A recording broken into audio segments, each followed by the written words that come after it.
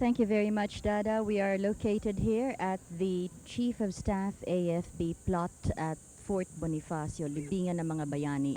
And we have awaited the arrival of the funeral procession all the way from the Quezon City Hall as it moved through the EDSA highway and is now entering the Libingan ng mga Bayani. Thousands of people have gathered here as early as 10 o'clock this morning to await the arrival of the procession, as many hundreds and thousands of people along the route of the funeral cortege also lined the streets and joined in the procession. We had the celebration of the Mass this morning at the Quezon City Hall lobby, where we also had the necrological services late yesterday afternoon and the early evening. And after the Mass this morning, we had the blessing of the remains of the late General Tomas Karingal. And from there, we had the formation of the funeral procession as it moved very slowly on through the main highway of EDSA, after passing through East Avenue and finally into this area of Fort Bonifacio, where the cortege now is within the Libingan ng mga Bayani. We have the tomb of the unknown soldier here and the Philippine flag flying at half-mast, as has been part of the ceremonies for the hero's burial that will be given to the late General Tomas Karingal. President Marcos and Mrs. Marcos have arrived here at the Fort Bonifacio, Libingan ng mga Bayani at exactly 12 o'clock noon, and they have waited all this many minutes. It's now 1:45 o'clock for the arrival of the funeral procession all the way from Quezon City. It must have taken a little while as it wove through the thick crowd of people, as we are aware, and you have seen in some of the footages we had over the highway where it passed, that the QUEZON was accompanied on foot by leading military officials. Specifically, we have General Ramos, who was there, and General Olivas, who also joined, and together with the other generals and high-ranking military officials. From the Quezon City Hall, the funeral cortege and the funeral procession navigated some 14 kilometers to this area here at Fort Bonifacio, known as the Libingan ng mga Bayani, where we have military personnel and officers and officials interred. This is one of the tributes given to General Karingal, as he has been commissioned to lay in rest at the Chief of Staff plot of the Libingan ng mga Bayani, a place of honor accorded to him, as he has in his life given no less than his very own life in the service of his people. There will be brief interment ceremonies here at the Libingan ng mga Bayani. Military honors by the Armed Forces of the Philippines composite contingent comprised of the cadets from the Philippine Military Academy, the Marines, the Philippine Navy, the Philippine Constabulary, the Philippine Air Force, the Philippine Army. The platoon commander for the Honor Guards and the Military Honors composite contingent is Colonel Augusto San Agustin, and as we were mentioning earlier, full military honors are being accorded to the general, as he has left the Quezon City Hall lobby and his remains are now within this area, and we shall be having the start of the interment services in a short while. The remains of General Karingal were first laid to rest at the multipurpose hall at Camp Crame for a couple of days. From there, it was transferred to the Quezon City Hall lobby, the city where he served as Quezon City Chief of Police, and at the time of his death was Superintendent of the Northern Police District. He is survived by his wife Catalina Cananea, his father Jose Karingal E. Alvarez, and his children Victoria, Milagros, Jesus, Alberto, and Adoviges. Several awards and tributes were accorded posthumously to General Karingal at yesterday's necrological services, and by order of the President, the Presidential Merit Award was also accorded to him, together with the awards given by General Ver, the Governor's Award by Mrs. Marcos, and other tributes tributes and awards truly fitting the general, as he has led an exemplary life of integrity, of honesty, of dedication to service, and above everything else, of humility.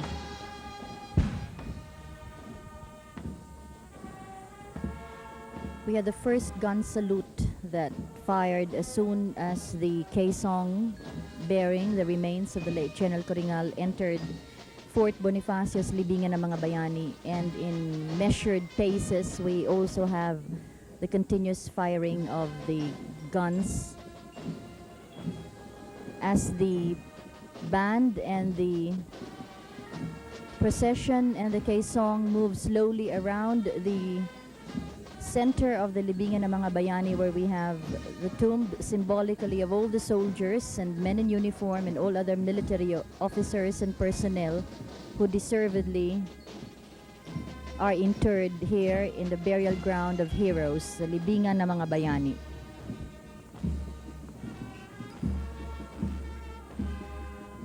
The many hundreds of people who have paid their sympathies and their last respects to the late General Karingal, not only at the places of his wake at the Camp Crame Hall and at the Quezon City Hall, but all of those who have joined the procession in this noonday heat and the summer sun beating down on the thousands of people who have not only lined the streets but have also joined the funeral procession. Many people whose lives perhaps may seem remote as far as military service is concerned, but many people whose lives he has touched in one way or the other. For above everything else, General Karingal was truly outstanding in his police-community relationship and in the missions and work that he has undertaken, particularly in the barangay level.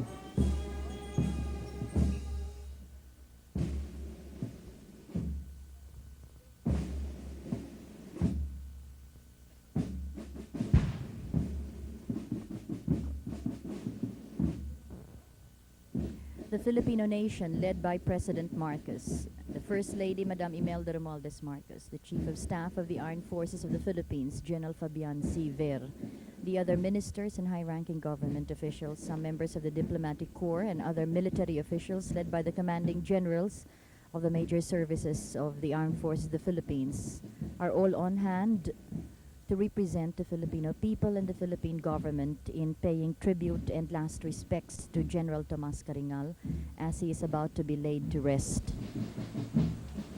The composite contingent that accompanied the procession, again with the band of the composite units, the Philippine Marines, the Philippine Air Force, the Philippine Constabulary, the Philippine Army, and the Philippine Navy, together with the representatives of his own unit, the Northern Police District, and other high-ranking military officials. We have a slight breeze blowing through the grounds of the Libingan ng mga Bayani, and we're very grateful for the large shade of the trees that are surrounding this area, but we still have the strong noonday heat of the sun bearing down on us. But this is indeed one moment of solemnity as we pause to pay respects for the last time to General Tomas Karingal. He is being accorded a hero's burial for the life that he has lived, for the ideals that he has represented, for the honor that he has stood for, and for the symbol that he has for the Filipino people's fight against violence. Leading the military officials that walked all the way from Quezon City Hall, General Ramos, General Olivas, the other high-ranking military officials moving alongside the Quezon bearing the remains of the late General Tomas Karingal.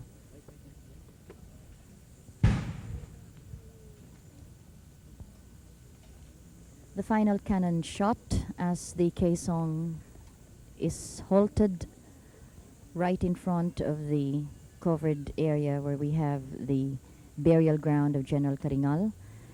The military officials unstrap the Quezon as it will be lowered again by the same people that carried it all the way from the Quezon City Hall lobby and all the way prior to that from the Camp Crame Hall at the Crame headquarters.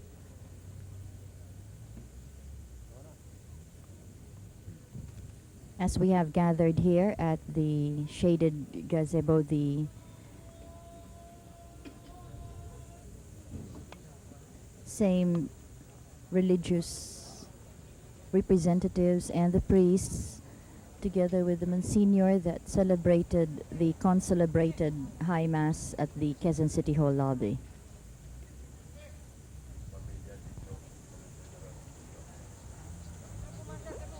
It was indeed a very long procession from the Quezon City Hall, approximately about 14 kilometers all the way from there until the Fort Bonifacio Libingan ng mga Bayani. We have the children and the close relatives of General Karingal who have joined the funeral procession, the funeral cortege, the QUEZON that marched together with all of those that joined and participated in the last march all the way to its final resting place here at the Fort Bonifacio Libingan ng mga Bayani.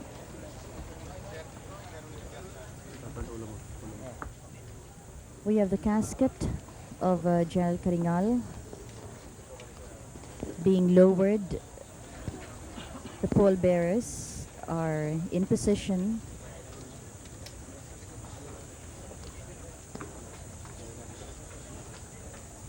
And the coffin will be slowly brought closer to its final resting ground. Approximately, they say, about 12 to 12 and a half feet underground.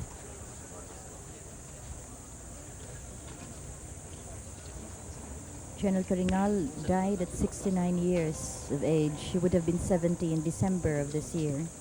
He has been extended as far as his services are concerned, and truly outstanding in many ways.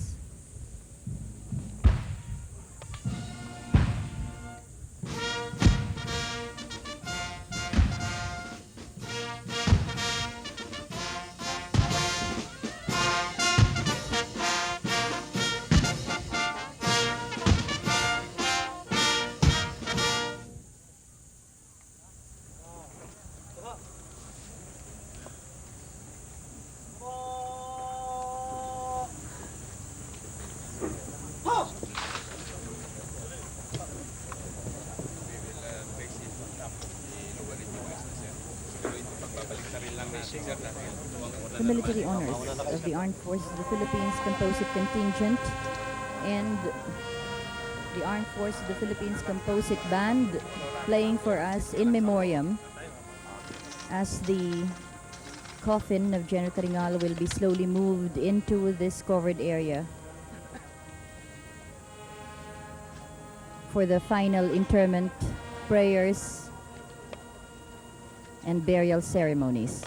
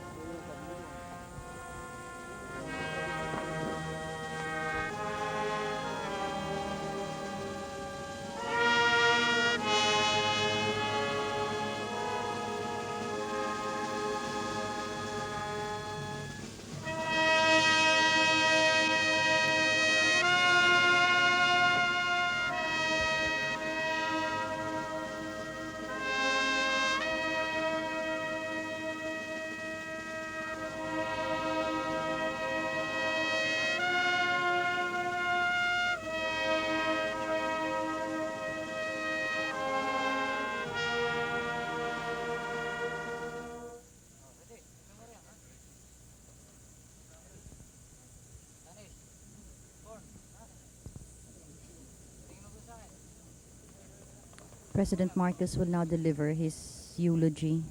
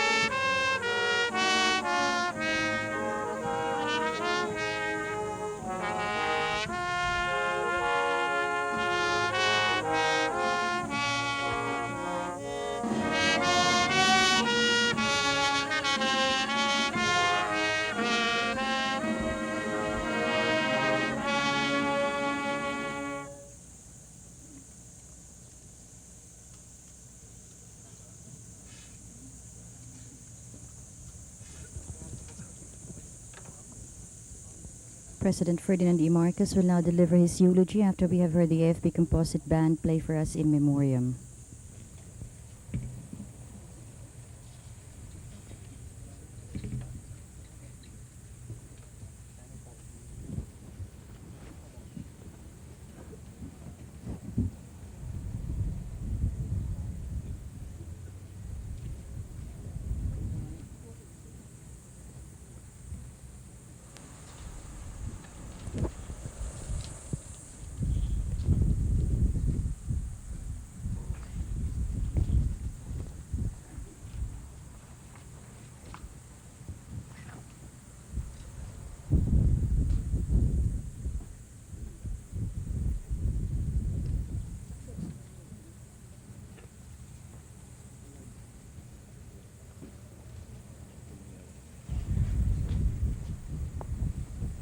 This is